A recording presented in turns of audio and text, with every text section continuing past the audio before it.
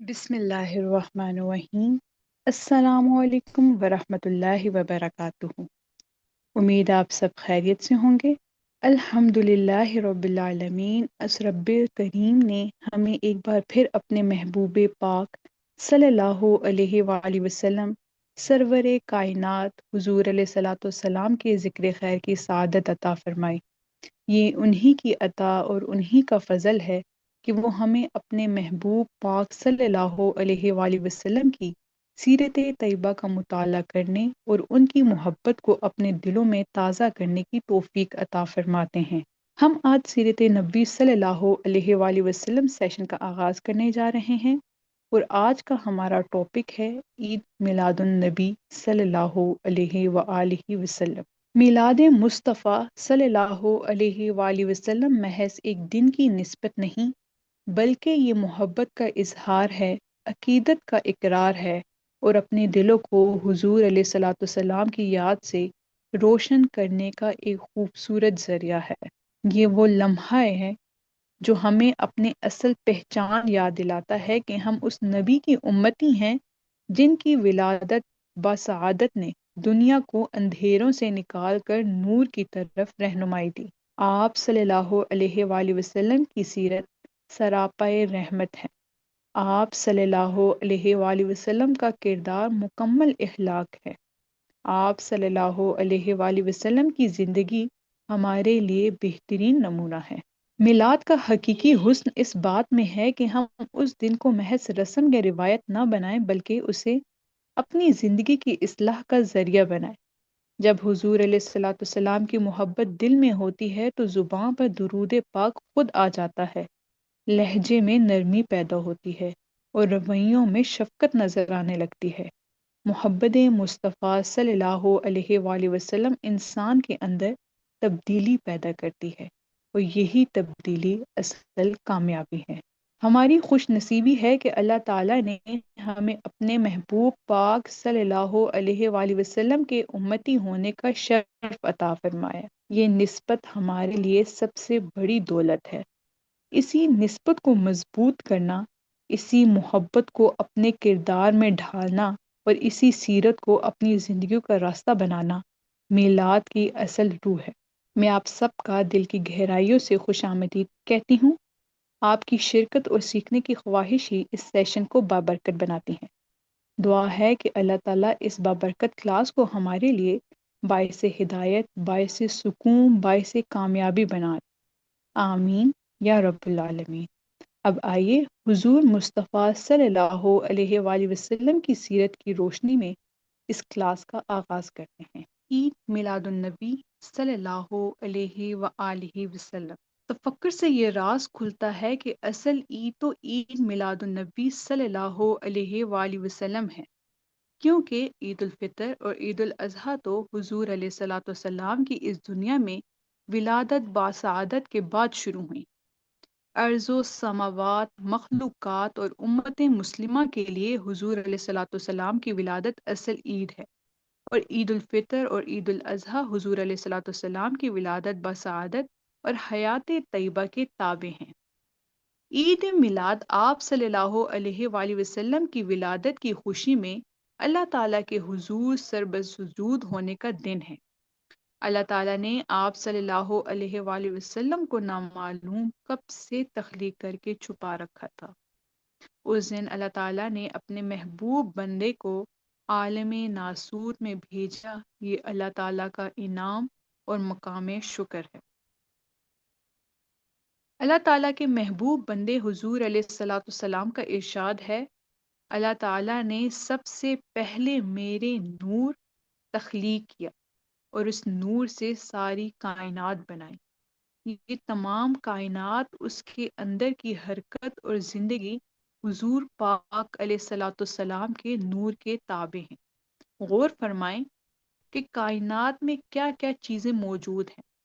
عرش، کرسی، سماوات، ارض، فرشتے، انبیاء، یعنی اللہ تعالیٰ کے ماں سوا جو کچھ بھی ہے وہ سب کائنات ہے، اور سب کچھ حضور علیہ الصلوۃ والسلام کے نور سے تخلیق ہوا۔ تو حضور علیہ الصلوۃ والسلام کی ولادت بسعادت سے بڑھ کر اور کون سی عید ہو سکتی ہے، اور اس خوشی کو محسوس کرنا بڑی سعادت ہے اور ان کے لیے خوش نصیبی کا اشارہ ہے جو حضور علیہ الصلوۃ والسلام کی امت میں شامل ہیں اور ان کے پیروکار ہیں۔ اللہ تعالیٰ کی صفت ربوبیت پر غور کیا جائے تو وسائل کی پیدائش سامنے آتی ہے، اور وسائل سے مراد زمین، آسمان، بارش، ہوا، دھوپ، پھل، اناج، فضا، مختلف گیسز، معدنیات، جمادات، نباتات ہیں۔ ان وسائل کے بغیر نہ تو زندگی کا تصور قائم ہوتا ہے اور نہ ہی زندگی قائم رہ سکتی ہے۔ اس لیے سب تعریفیں اللہ کے لیے ہیں جس نے عالمین کے لیے وسائل پیدا کی اور صفت رحمت کے ساتھ ان وسائل کو عدل و توازن کے ساتھ قائم رکھا ہوا ہے۔ نوع انسانی اور زمین پر آباد تمام مخلوقات ان وسائل سے فیضیاب ہوتی ہیں اور ان وسائل کے بغیر زندگی کا تصور قائم نہیں ہوتا۔ انسانی زندگی کی بقا اور تقاضوں کی تکمیل جو وسائل ہمیں میسر ہیں ان وسائل کی ایک خاص تقسیم ہے۔ مثلا ہم ہوا استعمال کرتے ہیں، اگر ہوا میں توازن نہ رہے اور ہوا کے طوفان آ جائیں تو ہماری زندگی تہس نہس ہو جائے گی۔ یعنی وسائل کے ساتھ یہ بھی ضروری ہے کہ ان میں توازن ہو تاکہ زندگی تباہ و برباد نہ ہو اور وسائل مخلوق کے لیے راحت و عافیت کا سبب بنے۔ مخلوق کو آرام و آسائش مہیا کرنے کے لیے ضروری ہے کہ ان وسائل کو رحمت کے ساتھ تقسیم کیا جائے۔ اللہ تعالیٰ وسائل کی احتیاط سے ماورا ہے۔ رب العالمین نے جب کائنات بنائی اور اس کائنات کے لیے وسائل پیدا کیے تو پھر رب کائنات نے یہ چاہا کہ وسائل تقسیم کرنے والی ہستی مخلوق میں سے منتخب کی جائے، کیونکہ وسائل کی تقسیم میں یہ بات بنیادی ہے کہ وسائل کی تقسیم وہ کرے جو وسائل کی احتیاط سے آشنائی رکھتا ہو اور جو وسائل کی ضرورت حصول استعمال کی صفات رکھتا ہو۔ وسائل کی تقسیم کے لیے اللہ تعالیٰ نے ایک ایسی ہستی پیدا فرمائی جس کے اندر وسائل کی حاجت رکھ دی اور جس کے اندر تقاضے پیدا کر دیے کہ وہ وسائل کو استعمال بھی کرے۔ اللہ تعالیٰ نے وسائل تقسیم کرنے والی اس ہستی کے لیے فرمایا، سورہ انبیاء آیت نمبر 107، اللہ تعالیٰ رحمان و رحیم و کریم ہے۔ اللہ تعالیٰ نے اس کائنات کو رحمت کے ساتھ بنایا۔ اس نے مخلوق کو پیار، محبت اور چاہت کے ساتھ تخلیق کیا۔ اللہ تعالیٰ فرماتے ہیں، اے محبوب صلی اللہ علیہ وآلہ وسلم، ہم نے آپ صلی اللہ علیہ وآلہ وسلم کو عالمین کے لیے سراپائے رحمت بنایا، اور آپ صلی اللہ علیہ وآلہ وسلم اس رحمت کے ساتھ کائنات میں توازن قائم کر کے ان وسائل کو تقسیم فرمایا۔ اس طرح اللہ تعالیٰ نے نظام کائنات میں حضور علیہ الصلوۃ والسلام کو اپنے اور مخلوق کے درمیان واسطہ بنایا۔ رسول اللہ صلی اللہ علیہ وآلہ وسلم خاتم النبیین ہیں۔ وہ آپ صلی اللہ علیہ وآلہ وسلم کے بعد کوئی نبی نہیں آئے گا۔ مسلمان خوش نصیب ہیں کہ مسلمان کو جو در ملا ہے وہ اللہ تعالیٰ کے بعد سب سے بڑی ہستی حضرت محمد مصطفیٰ صلی اللہ علیہ وآلہ وسلم کا در ہے۔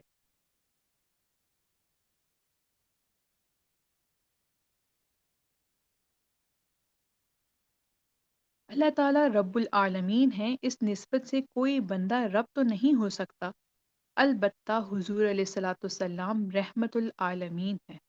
لہٰذا اس نسبت سے جب مسلمان حضور علیہ الصلوۃ والسلام پر ایمان لے آتے ہیں اور کلمہ پڑھ کر اپنی نسبت حضور علیہ الصلوۃ والسلام سے قائم کر لیتے ہیں تو مسلمان کو آپ صلی اللہ علیہ وآلہ وسلم کی نسبت رحمت منتقل ہو جاتی ہے۔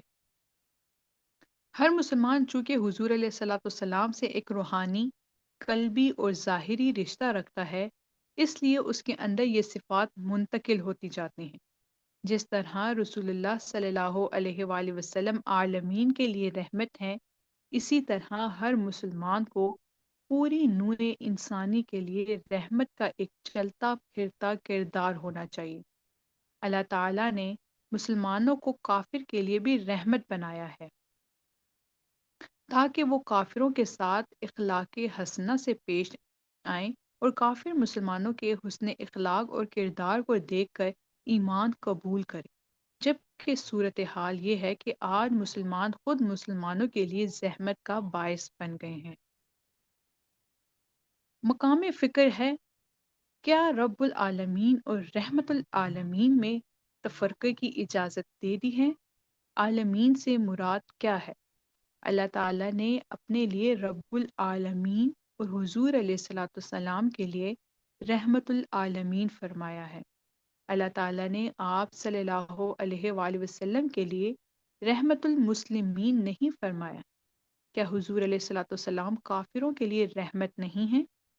رسول اللہ صلی اللہ علیہ وآلہ وسلم کی تعلیمات یہ ہیں کہ کافر کو بھی کافر نہ کہیں۔ رسول اللہ صلی اللہ علیہ وآلہ وسلم نے کافر اور غیر مسلم کے حقوق متعین فرمائے۔ یہ سوال کہ اگر رسول اللہ صلی اللہ علیہ وآلہ وسلم رحمت العالمین ہے، رحمت المسلمین نہیں، تو مسلمان اور غیر مسلم میں، اسلام اور کفر میں کیا فرق ہوا؟ فرق یہ ہے کہ جب بندہ مسلمان ہو جاتا ہے تو اپنی رحمت العالمین کی صفت رحمت منتقل ہو جاتی ہیں اور کافر کو یہ صفت منتقل نہیں ہوتی۔ مسلمان اگر اپنے مسلمان بھائیوں کے لیے ہی رحمت نہیں ہے تو اسے سوائے محرومی اور بدنصیبی کے کیا ملے گا؟ رسول اللہ صلی اللہ علیہ وآلہ وسلم کی سیرت طیبہ کے مطالعے سے یہ بنیادی بات سمجھ میں آتی ہے کہ حضور پاک صلی اللہ علیہ وآلہ وسلم رحمت العالمین ہیں۔ آپ صلی اللہ علیہ وآلہ وسلم کے ماننے والوں کو حضور علیہ الصلوۃ والسلام کی نسبت رحمت منتقل ہو جاتی ہیں۔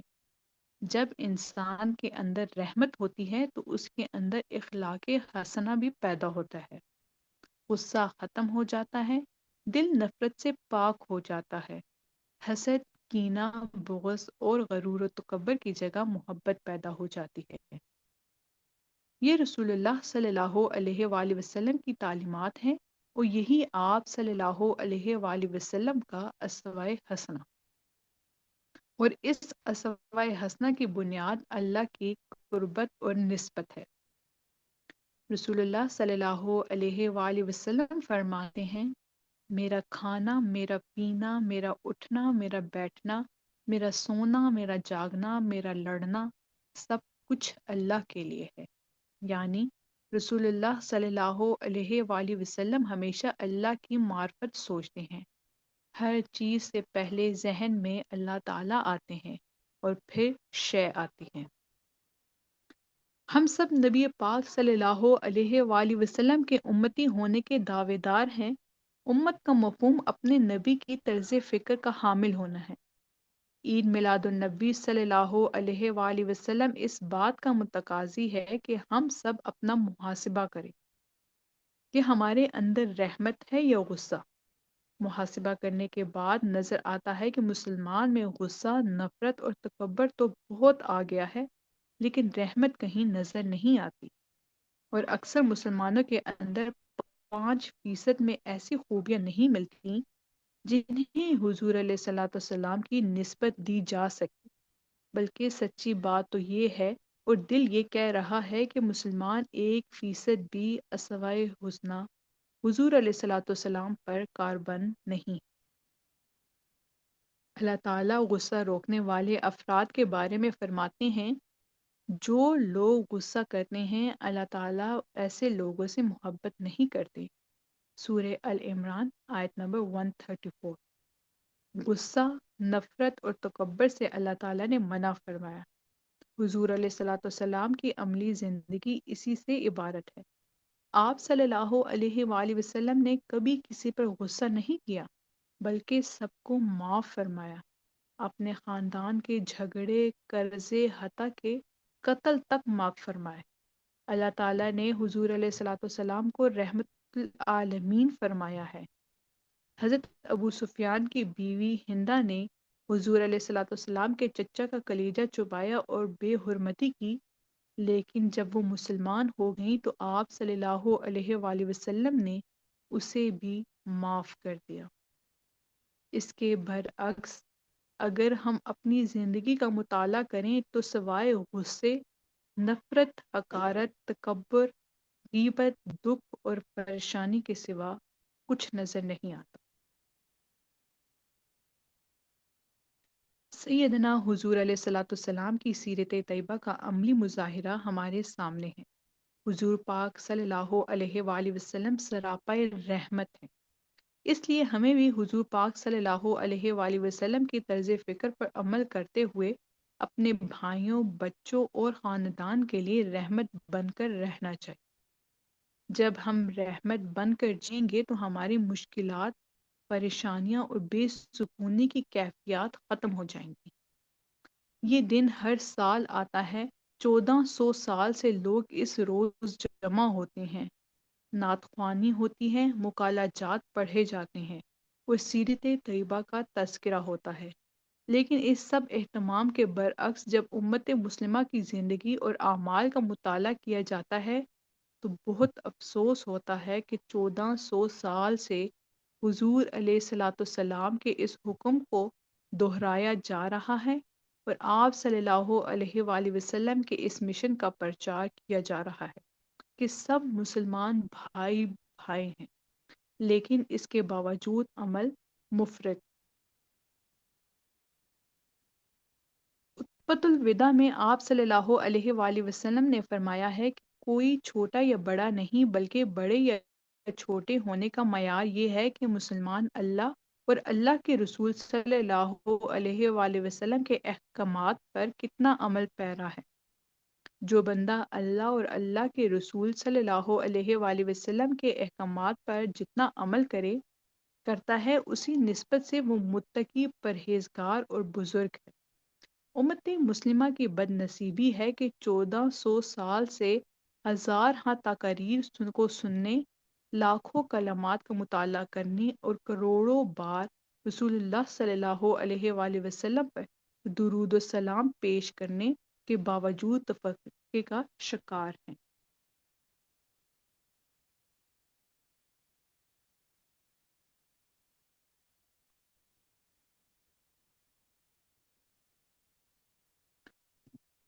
رسول اللہ صلی اللہ علیہ وآلہ وسلم کے اس حکم اور مشن سب مسلمان بھائی بھائی ہیں کے باوجود مسلمان کی پہچان یہ بن گئی ہے کہ وہ فرقوں میں بٹے ہوئے ہیں۔ جب تک فرقہ بندی اور آپس میں گروہ بندی کا تقابلی تذکرہ نہ کیا جائے مسلمان کی شناخت نہیں ہوتی۔ آج مسلمانوں کی پہچان یہ رہ گئی ہے کہ وہ دیوبندی، بریلوی، مقلید اور غیر مقلید اور نہ معلوم کیا کیا ہے، بس نہیں ہے تو صرف ایک امت واحدہ نہیں ہے۔ ہر سال محافل میلاد منعقد ہوتی ہیں اور ان میں لوگوں کا ذوق شوق سے شریک ہونا صرف بیٹھنا، گفتگو کرنا اور رخصت ہو جانا ہے۔ صدا افسوس کہ 1400 سال میں علماء مشائخ کا کوئی ایسا گروہ بیدار نہ ہوا جس نے یہ کوشش کی ہے کہ مسلمان صرف مسلمان ہیں اور کچھ نہیں۔ اس کے برعکس قوم تفرقہ میں بٹ گئی اور اس گروہ بندی کی وجہ سے قوم کا شیرازہ منتشر ہو گیا۔ وحدت اور اخوت کی تعلیمات پردے میں چھپ گئی ہیں۔ حالانکہ حضور علیہ الصلوۃ والسلام نے مسلمانوں کے لیے جو انفرادی اور اجتماعی پروگرام مرتب فرمائے ہیں اس میں اجتماعیت کے سوائے کچھ چیز نظر نہیں آتی۔ روزہ باجماعت، نماز، حج اجتماعی اعمال ہیں۔ ماحول اور معاشرے کو صاف ستھرا رکھنا، بے ایمانی سے بچنا، اپنے بھائیوں کے حقوق غصب نہ کرنا، یہ سب بھی اجتماعی اعمال ہیں۔ ایک اور ایک 11 اور 11 اور 11 22 ہوتے ہیں۔ مسلمان تھوڑے سے ہی صحیح، لیکن اگر وہ عید میلاد النبی کے موقع پر یہ طے کر لیں کہ وہ حضور علیہ الصلوۃ والسلام کے مشن کے لیے زبانی جمع تفریق کے بجائے زندگی میں عملی قدم بھی اٹھائیں گے تو مسلمان اس دنیا کی سب سے بڑی قوت بن سکتے ہیں۔ رسول اللہ صلی اللہ علیہ وآلہ وسلم نے اپنے مشن کے لیے بڑی بڑی تکلیف برداشت کی اور پریشانیوں کا سامنا کیا۔ آپ صلی اللہ علیہ وآلہ وسلم کے راستے میں کانٹے بچھائے گئے۔ آپ صلی اللہ علیہ وآلہ وسلم کو قتل کرنے کی کوشش کی گئی۔ اپنے آبائے شہر مکہ مکرمہ چھوڑ کر مدینہ منورہ ہجرت کرنی پڑی۔ غزوات و لڑائی میں حصہ لیا اور پھر صلح رحمی سے ان سب تکالیف اور عزیز و اقربا کا خون بہا معاف بھی فرمایا۔ رسول اللہ صلی اللہ علیہ وآلہ وسلم نے یہ ساری تکالیف اس لیے برداشت کی کہ وہ امت کے لیے یہ مثال چھوڑ کر جا رہے تھے کہ مسلمان ایک ہیں اور سیسا پلائی ہوئی دیوار کی طرح مضبوط ہیں۔ مسلمان اللہ کو رب اور حضور محمد صلی اللہ علیہ وآلہ وسلم کو اپنا رسول اور قرآن پاک کو اللہ کی کتاب جان کر ان پر ایمان رکھتے ہیں۔ پس جب اللہ ایک ہے، حضور علیہ الصلوۃ والسلام بھی ایک ہیں، کتاب بھی ایک ہے اور مسلمان میں حضور علیہ الصلوۃ والسلام کی ایک ہی امت ہے، تو یہ درمیان میں تفرقہ کہاں سے آ گیا؟ اس فرقہ بندی کی بنیاد پر کسی فرد کی رسائی نہ تو اللہ تعالیٰ تک ہو سکتی ہے اور نہ کوئی حضور علیہ الصلوۃ والسلام کو خوش کر سکتا ہے، اور نہ ہی وہ کسی حال میں جنت کا مستحق بن سکتا ہے۔ رسول اللہ صلی اللہ علیہ وآلہ وسلم کا واضح ارشاد ہے کہ میری امت میں سے جو بندہ تعصب میں جیا وہ جنت میں داخل نہیں ہوگا اور اس کو میری شفاعت نصیب نہیں ہوگی۔ قرآن پاک میں ارشاد ہے، سورہ العمران آیت نمبر 103، اللہ تعالیٰ کی رسی کو متحد ہو کر مضبوطی کے ساتھ پکڑو اور آپس میں تفرقہ نہ ڈالو۔ رسول اللہ صلی اللہ علیہ وآلہ وسلم کے ارشاد کے برعکس جو آدمی تعصب پر جیا اور جس نے مسلمان کو اپنا بھائی نہ سمجھا اور تفرقہ بازی اختیار کرتے ہوئے تکبر و غرور کیا، وہ خسارے میں ہے۔ تفرقہ بازی کے نتیجے میں آدمی تکبر اختیار کر لیتا ہے۔ یہی یہاں ہر فرقہ یہ سمجھتا ہے کہ صرف وہ سیدھے راستے پر ہے اور جنت میں جائے گا، جبکہ حقیقت تو اللہ تعالیٰ ہی جانتے ہیں کہ کون جنت میں جائے گا۔ جب کوئی فرقہ یہ کہتا ہے کہ وہ جنتی ہے تو شیطان یہ وسوسہ اور ہناس دل میں ڈال دیتا ہے کہ دوسرے دوزخی ہیں۔ زبان سے تو کہا نہیں جا سکتا، لیکن جب اپنے آپ کو جنتی قرار دے دیا جائے تو اس کا مفہوم یہی نکلتا ہے کہ شیطانی وسوسہ ذہن کو اسی طرف لے جاتا ہے کہ دیگر لوگ جنتی نہیں ہیں۔ ایک فرقہ جو اللہ تعالیٰ کی توحید کا اقرار کرتے ہوئے اللہ تعالیٰ کا کلمہ پڑھ رہا ہے، محمد رسول اللہ صلی اللہ علیہ وآلہ وسلم کو اللہ تعالیٰ کا رسول مان رہا ہے، قرآن پاک پر ایمان رکھتا ہے، نماز، روزہ، حج، زکوٰۃ ادا کر رہا ہے، تو اس بندے کے لیے یہ گمان کرنا کہ یہ جنتی نہیں، اس سے بڑھ کر کوئی گمراہی نہیں ہو سکتی۔ تفرقہ بازی گمراہی ہے اور آدمی کو صراط مستقیم سے دور کر دیتی ہے۔ رسول اللہ صلی اللہ علیہ وآلہ وسلم نے ہمیشہ یہ کوشش فرمائی ہے کہ سارے مسلمان بھائی بھائی بن کر رہیں اور آپس میں نہ لڑیں، ایک دوسرے کی حق تلفی نہ کریں، بلکہ ایک دوسرے کے ساتھ پیار و محبت سے رہیں اور ایک دوسرے کے دکھ درد میں شریک رہیں۔ بلا شبہ حضور علیہ الصلوۃ والسلام کا یہی مشن ہے۔ بھائی کو بھائی سے لڑانا، مسلمان کو آپس میں دست و گریباں کر کے فساد و خون خرابہ کرنا شیطان کا مشن ہے۔ اگر کوئی شیطانی خصلتوں یعنی تعصب، نفرت، حقارت اور فرقہ کو اپناتا ہے تو وہ ایسے راستے پر چل رہا ہے جو شیطان کا پسندیدہ ہے۔ اللہ تعالیٰ کا مشن توحید ہے اور اللہ تعالیٰ واحد کی دعوت دیتے ہیں۔ اس کے ساتھ ساتھ امت مسلمہ کے لیے یہ حکم ہے کہ جس طرح تم مجھے ایک مانتے ہو، اسی طرح مسلمان ایک قوم کی طرح متحد ہیں۔ اگر سارے مسلمان امت ایک قوم بن جائیں تو پھر یہ اللہ تعالیٰ کے دوست ہیں، اور اللہ تعالیٰ کے دوست قوم ذلیل و خوار نہیں ہوتے۔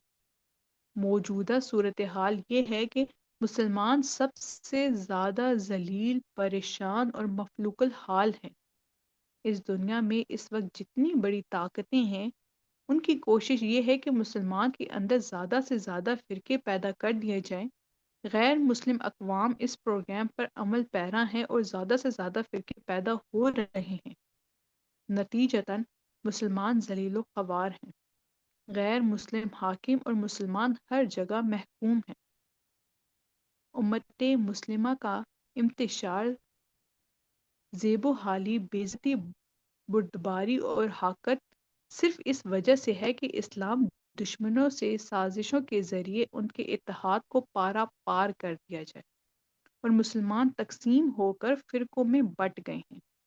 اگر مسلمانوں کے اندر سے انتشار ختم ہو جائے اور عالم اسلام میں مزید فرقے بننے اور مسلمانوں نے متحد ہو کر اللہ کی رسی کو مضبوطی سے نہیں پکڑا تو یہ قوم برباد اور ختم ہو جائے گی اور کوئی اس کا نام لیوا نہیں رہے گا۔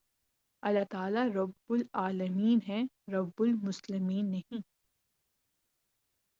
قرآن پاک میں ارشاد ہے، جو قومیں اپنی تبدیلی نہیں چاہتی اللہ ایسی قوم کو ان کے حال پر چھوڑ دیتے ہیں۔ جب کوئی قوم خود اپنی تباہی اور بربادی چاہتے ہیں تو اللہ تعالیٰ اسے منظور کر لیتے ہیں، اور جب کوئی قوم اپنا عروج چاہتی ہے تو اللہ تعالیٰ اسے بھی قبول کر لیتے ہیں، اور اللہ ان دونوں باتوں سے بے نیاز ہے۔ حضور علیہ الصلوۃ والسلام کا فرمان ہے، مومن ایک دوسرے کا بھائی ہے۔ اس کے برعکس صورتحال یہ ہے کہ بھائی ہونا تو دور، ہم ایک دوسرے کو کافر کہتے ہوئے نہیں چوکتے۔ آج جو پریشانی ہے اور مسلمان تمام دنیا میں ذلیل و خوار ہیں، اس کی وجہ یہ ہے کہ مسلمان نے تعمیری پہلو چھوڑ کر تخریبی رخ اختیار کر لیا ہے، اور تخریبی رخ یہ ہے کہ آپس میں تفرقہ ڈال دیا جائے اور ایک دوسرے کو برا سمجھ کر نفرت کی جائے۔ رسول اللہ صلی اللہ علیہ وآلہ وسلم کی تعلیمات کی روشنی میں مسلمان پر فرض ہے کہ اس تفرقہ بازی سے باہر نکلیں۔ اللہ تعالی حضور علیہ الصلوۃ والسلام کے ارشادات ہیں کہ اگر مسلمان فوج فاتح بن کر کسی ملک میں داخل ہو تو عبادت خانوں کو نہ گرائے جائے، ممبر نہ توڑے جائیں، ان کے مذہبی پیشوا کو قتل نہ کیا جائے۔ حضور پاک صلی اللہ علیہ وآلہ وسلم کی تعلیمات یہ ہیں کہ دیگر مذاہب کی عبادت خانوں اور مذہبی پیشوا کا احترام کیا جائے، لیکن آج مسلمان نمازی کو قتل کر رہے ہیں۔ مسلمان بے شمار مسالک، طبقات اور فرقہ جات میں تقسیم ہیں۔ انتہا یہ ہے کہ ایک مسلک کا پیروکار دوسرے مسلک کے امام کے پیچھے نماز نہیں پڑھتے۔ عید میلاد النبی ہم سے یہ تقاضا کرتی ہے کہ ہم عزم کریں کہ ہم نوع انسانی کے لیے رحمت بننے کی کوشش کریں گے اور تفرقہ بازی سے بچیں گے، کیونکہ تفرقہ بازی مسلمانوں کے لیے زہر قاتل ہے۔ سب کلمہ گو ہیں، مسلمان آپس میں بھائی بھائی ہیں، اور مسلمان تفرقہ سے اجتناب کرتے ہوئے دوسرے مسلمان کو برا نہیں کہیں گے، خود کو جنتی اور دوسرے کو دوزخی گمان نہیں کریں گے۔ جب اس جذبے سے عمل کرنے کی کوشش کریں گے تو یہ عمل اللہ تعالیٰ اور حضور علیہ الصلوۃ والسلام کی خوشنودی کا باعث ہوگا۔ اللہ تعالیٰ کا بارہا شکر ہے کہ اس نے ہمیں امت مسلمہ پہ پیدا کیا اور حضور علیہ الصلوۃ والسلام کی امت سے سرفراز فرمایا، ہمیں کلمہ اور نماز کی توفیق دی، اور حضور علیہ الصلوۃ والسلام سے عشق و محبت ہمارے دلوں میں پیدا کی۔ ہمیں چاہیے کہ حضور علیہ الصلوۃ والسلام کی سیرت مبارکہ کا بار بار مطالعہ کریں، آپ صلی اللہ علیہ وآلہ وسلم کی تعلیمات اور اعمال کو اپنانے کی کوشش کریں۔ جب ہم حضور علیہ الصلوۃ والسلام کی تعلیمات پر عمل کریں گے تو انور نبوت سے ہمارے قلب اور ارواح منور ہو جائیں گے اور ہمیں دنیا جہاں پر عروج حاصل ہو جائے گا۔ صلی اللہ تعالی علی حبیبہ محمد وآلہ وسلم، صلی اللہ تعالی علی حبیبہ محمد وآلہ وسلم، صلی اللہ تعالی علی حبیبہ محمد وآلہ وسلم۔ آج کا ہمارا ٹاپک یہیں پہ ختم ہوتا ہے۔ آپ سب احباب سے درخواست ہے، آپ سب جو کچھ بھی آپ کو سمجھ آیا آپ ہم سے ضرور شیئر کریں۔ آج کی PDF جو ہم نے پڑھی تھی تو اس میں جو مین بات یہ تھی کہ ہم لوگ تقسیم ہو گئے ہیں، ہم لوگوں نے اپنے اپنے فرقے بنا لیے ہیں، ہم لوگ میں اتحاد نہیں رہا، مطلب ہم لوگ مطلب جہاں بار بار ذکر تھا کہ ہم مسلمان بھائی بھائی ہیں، بھائی چارہ نہیں رہا، اس وجہ سے ہم دور ہو گئے ہیں۔ آپ سب بہن بھائیوں سے بھی درخواست ہے، آپ کو جو بھی سمجھ آیا، جو کچھ آپ شیئر کرنا چاہ رہے ہیں، آپ پلیز ضرور۔ جی مریم باجی۔ السلام علیکم۔ وعلیکم السلام۔ جی باجی، مجھے ابھی تھوڑا بہت جو سمجھ آیا کہ ایک تو میری توجہ اس سے گئی کہ عید الفطر اور عید الاضحیٰ سے پہلے عید میلاد النبی صلی اللہ علیہ وسلم ہے، تو یہاں پہ کانسیپٹ بہت کلیئر ہوتا ہے میرا کہ میں جس مرضی فرقے سے ہوں، کیونکہ اگر میں نہیں مانتی عید میلاد النبی کو، اگر میں ماننے والی نہیں ہوں، میں اپنی بات کر رہی ہوں، تو میرا یہ کانسیپٹ بہت کلیئر ہوتا ہے کہ عید میلاد النبی صلی اللہ علیہ وسلم سب سے پہلی عید ہی وہ ہے، کیونکہ آقا صلی اللہ علیہ وسلم کے نور مبارک سے کائنات تخلیق ہوئی، جیسے کہ ہم نے بھی پی ڈی ایف میں بھی پڑھا اور بڑا ڈیٹیل سے پڑھا کہ اللہ تعالیٰ نے رحمت العالمین بنا کے بھیجا انہیں، مسلمین نہیں، العالمین۔ اور یہاں سے میری توجہ پھر گئی قرآن پاک کی آیت سورت نور کی جو ہے 35 کہ اللہ نور السماوات والارض، تو جب کائنات کی، یعنی کہ اس میں اللہ تعالیٰ دیکھیں خود فرما رہے ہیں کہ کائنات کو میں نے السماوات والارض کو نور سے تخلیق کی ہے، تو وہ نور کس کا ہے؟ وہ آقا صلی اللہ علیہ وسلم کا ہے۔ تو جب آقا صلی اللہ علیہ وسلم ہیں اور وہ اس دنیا میں تشریف لاتے ہیں اور ان کے نور سے ہر چیز بنی ہوئی ہے، تو عید تو پھر وہی ہے نا، اگر وہ نہ ہوتے تو پھر عید کس چیز کی ہوتی؟ اور ان کے یہاں ہم نے اس میں پڑھا کہ آنے کے بعد دنیا میں تشریف لانے کے بعد پھر عید الفطر اور عید الاضحیٰ آئی، تو یہ کانسیپٹ بہت کلیئر ہوتا ہے میرا، اور امید ہے ادھر باقی سب کا بھی یقیناً ہوا ہوگا۔ اور پھر یہاں بار بار جو ذکر ہوا کہ آقا صلی اللہ علیہ وسلم جو ہے وہ رحمت للعالمین ہے، رب العالمین کی بات ہوئی، مسلمین کی نہیں، تو ادھر یہ بات سمجھ آتی ہے کہ وہ مطلب اب دیکھیں اللہ تعالیٰ تو، رب تعالیٰ تو سب کو پال رہے ہیں، ایک عیسائی ہے، مجھے سے یہ سمجھ آتی ہے کہ کوئی عیسائی ہے، کوئی کافر ہے، کوئی یہودی ہے، کچھ بھی اللہ نے کوئی سانسیں نہیں روک دی کہ ہاں آپ کی اب نہیں دیتا، چلو میں یہ نہیں دیتا، ہر چیز کائنات کی جو چیز ہے وہ نیوٹرل ہے، ہر ویسے ہی سرو کر رہی ہے جیسے رب تعالیٰ نے ان کو حکم دیا ہوا ہے، وہ سب کو پال رہے ہیں، سورج ہے وہ سب کو روشنی دے رہا ہے، چاند ہے وہ سب کو ٹھنڈک پہنچا رہا ہے، ہوا ہے وہ سب کو مل رہی ہے، پانی ہے وہ مل رہا ہے۔ تو یہاں پہ یہ چیز بھی ہے کہ رحمت، مجھے جو ابھی آج مسلمان اور کافر کی ڈیفینیشن سمجھ آئی جب آپ پڑھ رہی تھی کہ میرے میں کوئی فرق نہیں ہے، میں صرف کلمہ پڑھ کے اگر میں اپنے آپ کو مسلمان کہہ رہی ہوں تو نہیں، میں مسلمان نہیں ہوں اگر میری ذات سے دوسروں کو رحمت نہیں پہنچ رہی۔ یہاں پہ یہ بہت بڑا پوائنٹ ہے کہ اگر کہ ہم مسلمان تب کہلانے کے حقدار ہیں کہ آقا صلی اللہ علیہ وسلم کی نسبت سے وہ رحمت والی صفت وہ ہم میں منتقل ہوتی ہے، ٹرانسفر ہوتی ہے، تو اگر میرے سے آس پاس کہیں پہ بھی رحمت نہیں پہنچ رہی، میں دوسروں کے لیے رحمت کی بجائے زحمت بنی ہوئی ہوں، تو پھر اٹ مینس کہ میں مسلمان نہیں ہوں، میں وہ کفر والے میں ہی انٹر ہوتی ہوں، اپنے آپ کو سمجھوں۔ تو یہ بہت بڑی بات ہے، بہت بڑی بات ہے یہ، میں اس سے مجھے تو یہ چیز فیل ہوئی، اور بار بار یہاں پہ فرقے کی بھی بات ہوئی کہ ہم بہت زیادہ اس چیز میں مطلب ڈوب چکے ہیں کہ ایک دوسرے کو ہم فتوے لگا رہے ہوتے ہیں کہ آپ کافر ہو، حالانکہ آقا صلی اللہ علیہ وسلم کا تو یہ انداز ہی نہیں ہے۔ اور یہاں سے میری جو ذہن گیا وہ نا گیا قرآن پاک میں، الحمدللہ یہ آپ کے اس اتصال النبی صلی اللہ علیہ وسلم پلیٹ فارم سے میں قرآن ہڈن وزڈم سے جوائن ہوئی تھی کنیکٹ، تو جب قرآن پاک پڑھنا شروع کیا تو ادھر سے جو علم و فہم نصیب ہوا، ملنا شروع ہوا، تو اس سے بہت سی چیزیں کلیئر ہوتی ہیں۔ تو میرا ذہن فوراً اب یہاں گیا سورۃ الحجر کی آیت نمبر جو ہے نا 90، 15 سے 90، تو اگر آپ اجازت دیں تھوڑا سا میں یہ پڑھتی ہوں، تو مجھے فوراً کلک کیا کہ فرقوں میں واقعی ہم کیسے بٹے ہوئے ہیں، کہ اس جی میں جی جی 15 کے 90 میں اللہ تعالیٰ فرماتے ہیں کہ جیسے ہم نے بھیجا ہے ان بانٹنے والوں پر، یعنی کہ سیپریٹرز جو اب ہر کوئی ہمارے اپنے ہی اندر کتنے فرقے ہیں مسلمانوں میں، کہ قرآن پاک کی جو مختلف علماء ہیں یا جو ہمیں تعلیم دے رہے ہیں ان کو اللہ تعالیٰ بانٹنے والے فرما رہے ہیں. اور جنہوں نے کیا ہے قرآن کو بوٹیاں، قرآن کو پورشنز میں ڈیوائڈ کر کے، تو بوٹیاں کرنا کیا ہے؟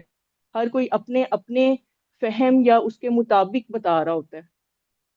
تو وہ بالکل ٹھیک ہے کہ آپ کو جو سمجھ آ رہی ہے آپ اس کے اکارڈنگ اگلے کو بتا رہے ہیں، لیکن اس میں ایک دوسرے کے لیے نفرت یا اختلاف کی بیس پہ وہ نفرت کا بیج تو نہیں بوئے نا. وہ تو ورنہ پھر قرآن کو بوٹیاں کرنے کے برابر ہو جائے گا. کہ ہم اس کی قرآن پاک کی اصل ایسنس تو یہی ہے، آقا صلی اللہ علیہ وسلم کی تعلیم تو یہی ہے، اللہ تعالیٰ کی محبت اور چاہت تو یہی ہے کہ ان کے لیے تو تمام مخلوق ایک جیسی ہے، کائنات ایک جیسی ہے. تو وہ کیسے چاہ سکتے ہیں کہ ہم ڈیوائڈ ہو؟ پر ہم ڈیوائڈ ہوئے ہیں. تو وہ کون کر رہا ہے ڈیوائڈ؟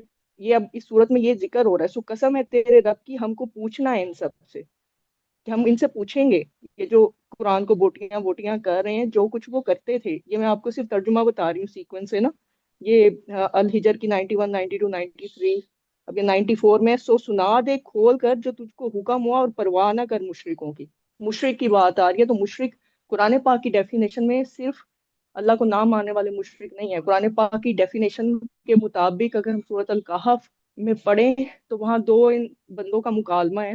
اس سے پتہ لگتا ہے کہ اپنی میں بھی مشرک میں ہی ہمیں ڈالتی ہے، شرک کرنا سکھاتی ہے. اگر میری جو میں ہے وہ بھی شرک ہے، اور یہاں ہم میں ہی پھنسے ہوئے ہیں. مجھے لگتا ہے میرا فرقہ ٹھیک ہے، میں ٹھیک ہوں، میری کاسٹ ٹھیک ہے، میری نسل ٹھیک ہے، تو میں آ گئی نا. میرا گھر ٹھیک ہے، میرے بچے ٹھیک ہے، تو میں تو اس میں ڈوب ہی گئی جب آپ پڑھ رہی تھی.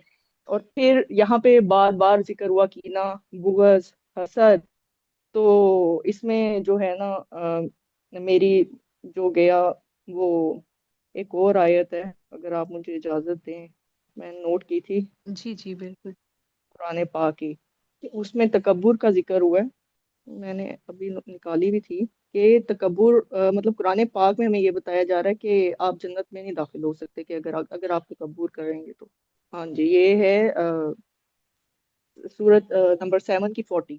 اس میں اللہ تعالیٰ کیا فرما رہے ہیں کہ بے شک جنہوں نے جھٹلایا ہماری آیتوں کو اور ان کے مقابلے میں تکبر کیا، نہ کھولے جائیں گے ان کے لیے دروازے آسمان کے، اور نہ داخل ہوں گے جنت میں، یہاں تک کہ گھس جائے اونٹ سوئی کے ناکے میں، اور ہم یوں بدلہ دیتے ہیں گناہ گاروں کو. مطلب اٹ مینس کہ یہاں پہ یہ چیز بتائی جا رہی ہے کہ آپ کی یہ جو میں ہے نا، میری یہ جو میں ہے، میری یہ جو ایگو ہے، تکبر ہے، یہ جب تک یہ سوئی کے ناکے میں سے نہ گزر جائے نا، اتنی زیرو نہ ہو جائے. ہم بنے ہوئے بھی تو ایٹم سے ہی ہیں نا، سائنس بھی تو یہی کہتی ہے ایٹم سے بنے ہوئے ہیں. ایٹم میں 99.999% اسپیس ہے، 0.00 پتہ نہیں کتنے 01% اتنی سی صرف ہمارا وجود ہے جس پہ قائم ہے، باقی ساری خلا ہے، اسپیس ہے.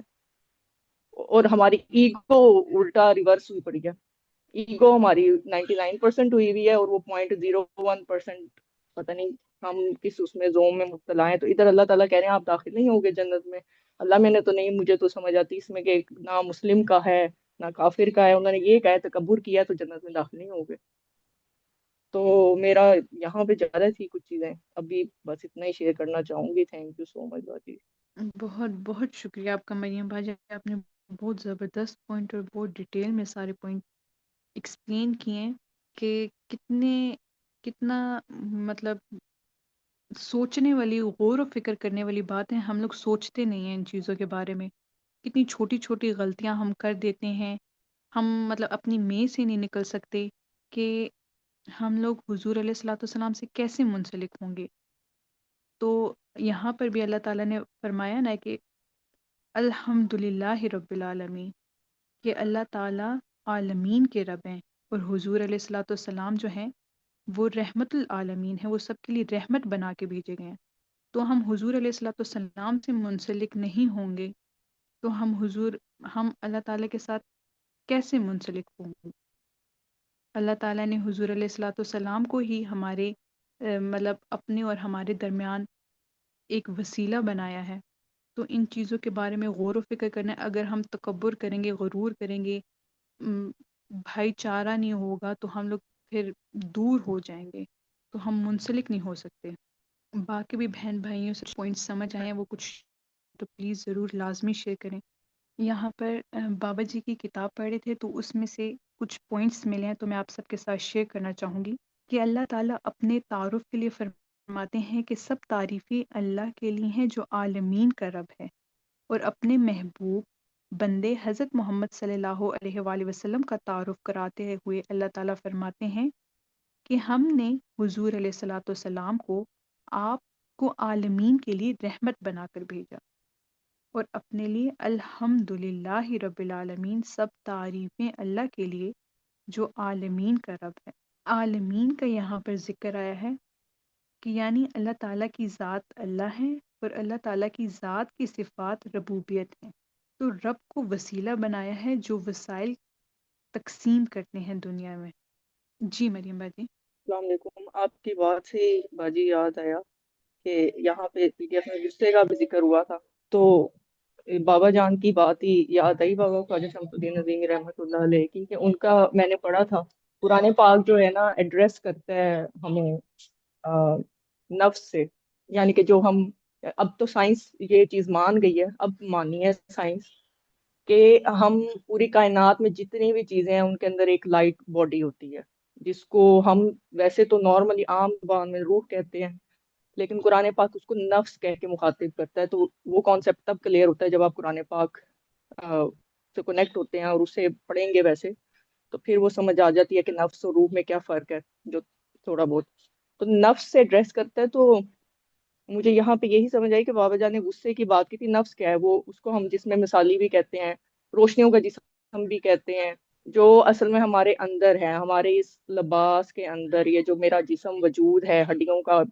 اور گوشت پوش کا، یہ جو انسان ہے اس کے اندر جو اصل انسان ہے جو مرنے کے بعد جاتا ہے اللہ کے حضور، تو غصہ جو ہے بابا نے بتایا تھا کہ غصہ 1 منٹ کا غصہ، اور میں نے تو جب یہ بات پڑھی تھی نا میں تو کہہ رہی تھی اللہ میاں میرا کیا ہونا ہے غصہ ایک دم اتنا آ جاتا ہے، 1 منٹ کا غصہ 3 سال کی روشنیاں ضائع کر دیتا ہے۔ اٹ مینس کہ جو آپ کا اندر اصل انسان ہے، جو روشنیوں کا جسم ہے، جسے آج کل کی ٹرم بھی میں بول دیتی ہوں اورا کہتے ہیں لوگ آج کل، مطلب دیکھیں ڈفرینٹ مذاہب میں بھی اس چیز کا کانسیپٹ ہے۔ ہمیں لگتا ہے کہ ہم مسلمان ہیں یا کچھ ہیں تو ہم اس تفریق میں پڑ جاتے ہیں کہ ہمیں سب کچھ پتہ لگ گیا، ڈفرینٹ مذاہب میں ان چیزوں کے کانسیپٹ اللہ تعالیٰ نے اور طرح سے ہیں ان کے اندر یہ چیز، لیکن وہ اسے اور طرح سے بیان کرتے ہیں۔ کوئی اس کو اورا کہتا ہے، کوئی ہمیں روحانیت اسپرچویلٹی کی زبان میں ہم اس کو جسم مثالی کہتے ہیں، روشنیوں کا جسم کہتے ہیں۔ قرآن پاک اس کو نفس کہہ کے ایڈریس کرتا ہے، جو کہ سب سے بیسٹ ہے اگر اس کو ہم سمجھ لیں تو۔ اور یہیں سے آپ نے یہ بھی وہ پڑھی ہوگی، بہت مشہور ہے کہ جس نے نفس کو پہچان لیا اس نے رب کو پہچان لیا۔ تو یہاں پہ اب روشنیوں کے وجود 3 سال کی روشنیاں ضائع ہو جاتی ہیں، اٹ مینس کہ میرا جو اندر کا اصل انسان ہے وہ اتنا امپیور ہو جاتی ہے، اس کی امپیورٹی بڑھ جاتی ہے۔ جب میں غصہ کرتی ہوں، جب میں کینہ، بغض، حسد، غیبت، دھوکہ، یہ سب کچھ کر رہی ہوتی ہوں اپنے کسی بھائی بہن، اپنے کسی ساتھ والے، مطلب میرا تو جتنا سرکل ہوگا اس کے اندر اندر ہی ہوگا نا، امپیکٹ جا رہا ہوگا، تو میرا اپنا وہ جو اصل انسان ہے جس نے اللہ سے ملنا ہے مرنے کے بعد، جو ہم کہتے ہیں جی کہ قیامت کے روز ملے گا اور سارا کچھ ہم ویسے کی بات کرتے ہیں، تو وہ آپ اتنا امپیور کر کے ملیں گے، اتنی کثافت ہوتی ہے اس کے اندر، ان چیزوں کی اتنی کثافت ہوتی ہے کہ وہ اسی چیز کی طرف بیان کر رہے ہیں کہ وہ جب اتنا کثیف ہو جاتا ہے تو اس کا کنیکشن پھر کہاں بلڈ اپ ہوتا ہے؟ الشیطان سے، اپنے اندر کے شیطان کی بھی ہم آواز سن رہے ہوتے ہیں، اللہ کی آواز ہمیں آ ہی نہیں رہی ہوتی، اور اللہ کی آواز قرآن پاک جو بتاتے ہیں وہ کہتے ہیں کہ آپ کے ضمیر کی آواز ہے، جس کو آج کل کی ٹرم میں، سائنس کی ٹرم میں، جس کو آپ کہہ لیں کہ جن کو ہم اپنی زبان میں کافر کہتے رہتے ہیں، جو انگریز اور یہ سارے ہیں، وہ اس کو گٹ فیلنگ کہتے ہیں۔ اٹ مینس کہ میں نے تو یہ دیکھا کہ ہر جگہ اللہ تعالیٰ نے ہدایت بھی پہنچائی، اور ہر ایک کو وہی رحمت للعالمین بھی ہے اور رب العالمین بھی ہے۔ یہ کانسیپٹ ہمیں کلیئر کرنا ہے کہ ہمیں آقا صلی اللہ علیہ وسلم کی نسبت حاصل ہے، ہمیں مسلمان کا یہ اتنی بڑی بلیسنگ ہے کہ مسلمان کا ٹیگ حاصل ہے، کہ ایٹ لیسٹ مسلمان کو وہ نسبت حاصل ہے کہ اس میں رحمت منتقل ہوتی ہے، وہ صرف منتقل ہوتی ہے۔ تو مجھ کو اپنے تھوڑے سے ایریا سے لے کے جتنا واسٹ میرا سرکل ہے اس میں رحمت بننا ہے، اور آقا صلی اللہ علیہ وسلم سے میں تو کہتی ہوں ریکویسٹ کرنی چاہیے، مجھے تو بار بار بس سننے کا ہی خیال آتا ہے کہ وہ اس قابل اب بنا دیں، اور ہم یہ انٹینشن کر لیں، یہ نیت کر لیں، کیونکہ بیج تو ہم نے ہی بونا ہے نا، اور وہ آپ کو پتہ ہے کہ ہم کہتے ہیں کہ اعمال کا دار و مدار نیتوں پر ہے، تو نیت کر لیں کہ آقا صلی اللہ علیہ وسلم ہم بنیں گے، کوشش کریں گے آپ کے رحمت کو سپریڈ کرنے کی. Thank you. بہت بہت شکریہ آپ کا مریم باجی. آپ نے بالکل درست فرمایا. جب ہم غصہ کرتے ہیں تو ہم بہت پیچھے، بہت دور ہو جاتے ہیں. ان کی رحمت سے ہم اپنے اعمال کی وجہ سے ہوتے ہیں، وہ ہم سے بالکل بھی دور نہیں ہوتے. ہم خود اپنی حرکتوں کی وجہ سے ان سے دور ہو جاتے ہیں. جی محمونہ باجی. السلام علیکم. وعلیکم میں السلام. بس تھوڑا سا ایک یہ شیئر کرنا چاہوں گی. جب میں سن رہی تھی سارا آج کا جو ہمارا سیشن تھا اور سب کی باتیں بھی، تو ایک چیز میرے مائنڈ میں آئی کہ حضور پاک صلی اللہ علیہ وآلہ وسلم رحمت العالمین ہے. ہم سب کو پتہ ہے، ہم سب اس کو مانتے ہیں، اور مذاہب کے لوگوں کو بھی پتہ ہے کہ ان کو ہم جو ہے اپنا نبی مانتے ہیں، آخری نبی مانتے ہیں. ان کا مقام بہت زیادہ ہے ہمارے لیے. ہمارے مذہب میں اس کی اہمیت بہت اونچی ہے. ٹھیک ہے، ہم جب ان کو بیان کرتے ہیں تو ہم ان کی ساری صفات کو بیان کرتے ہیں. تو ہم خود جب ایسا مسلمان اس نسبت سے ہم کہتے کہ ہاں ہماری نسبت ان سے ہے، ہم مسلمان ہیں، ہم ان کو فالو کرتے ہیں، تو وہ جو صفات اس ذات نے، رسول پاک صلی اللہ علیہ وسلم نے عمل کر کے دکھائیں، ہمارے اندر جب وہ صفات وہ لوگ نہیں دیکھتے، تو جو نان مسلمز ہیں تو وہ اس بات سے وہ کافی کنفیوز ہو جاتے ہیں کہ اگر آپ کہتے ہیں کہ آپ ان کو مانتے ہیں، ان کی کوئی صفت ہمیں آپ میں تو نہیں نظر آتی. حضور پاک صلی اللہ علیہ وآلہ وسلم کو جتنے صفاتی نام دیے گئے، وہ ہر ایک ایک صفت ان کے اندر موجود تھی، اور انہوں نے وہ عمل سے بھی ظاہر کی. وہ صرف باتوں میں نہیں تھی، وہ عمل میں بھی تھی، ان کی زندگی کا حصہ تھی. چلے ہم لوگ اپنے صفاتی پتہ نہیں ہم میں کون سی صفتیں ہیں، ہم بہت نہیں جانتے، لیکن ہم ایز اے مسلم ہم لوگ نام بہت سوچ کے رکھتے ہیں. ٹھیک ہے کہ ہمارا یہ نام ہے، یہ والا نام ہے، یہ والا جو ہے اس کا یہ مطلب ہے. ہم سب یہ سب کچھ ڈھونڈ کے اتنا رکھتے. میرا خیال ہے کہ ہم سب کو پھر ایک کوشش یہ کرنی چاہیے کہ ہم بہت زیادہ نہ صحیح، کم از کم اپنی نام کی صفت کو اپنے اندر ضرور اجاگر کریں کہ ہمارا نام یہ ہے، تو یہ والی صفت ہمارے اندر جو کہ رسول پاک صلی اللہ علیہ وسلم کی نسبت سے ہے، یہ دوسروں کو بھی نظر آئے، چاہے وہ مسلمان ہیں یا نان مسلم ہیں، ان کو وہ چیز ہمارے اندر نظر آئے. جیسے میرا نام میمونہ رحمان ہے، تو میرے اندر رحمان والی جو ہے صفت کو مجھے کوشش کرنی چاہیے کہ وہ اتنی زیادہ ہو کہ میرے بولے بغیر لوگوں کو میرے عمل سے نظر آئے، لوگوں کو میرے کام میں، میری زندگی میں وہ چیز نظر آئے.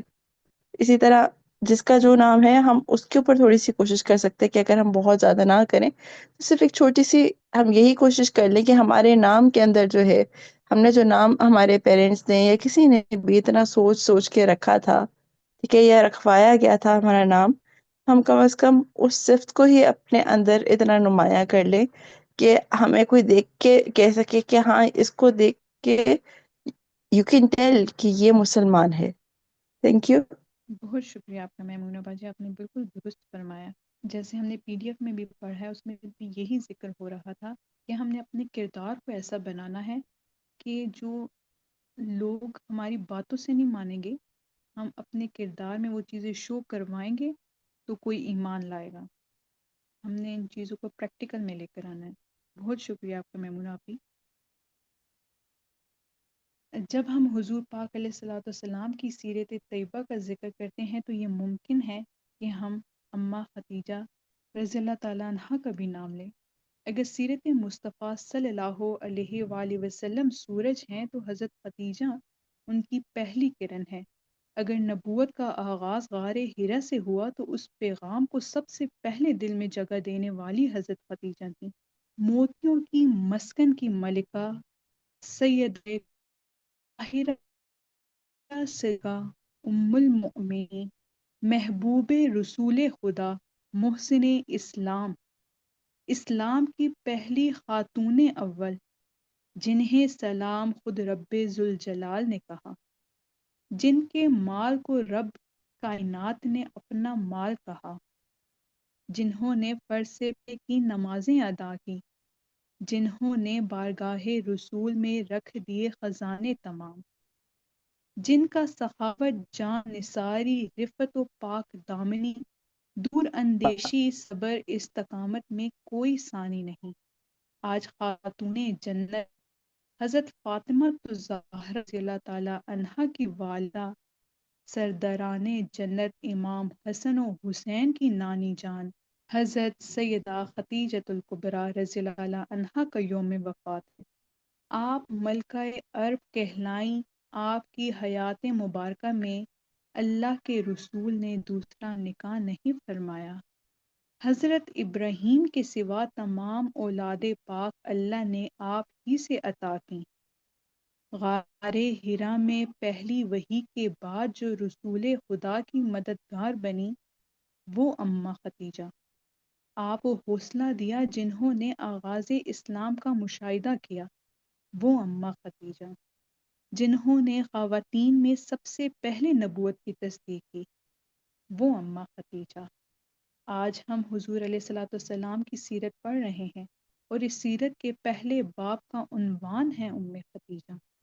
اس لیے آج کی یہ محفل، یہ سبق، یہ نذرانہ ہم پیش کرتے ہیں حضرت خدیجۃ الکبریٰ سلام اللہ علیہا کی بارگاہ میں۔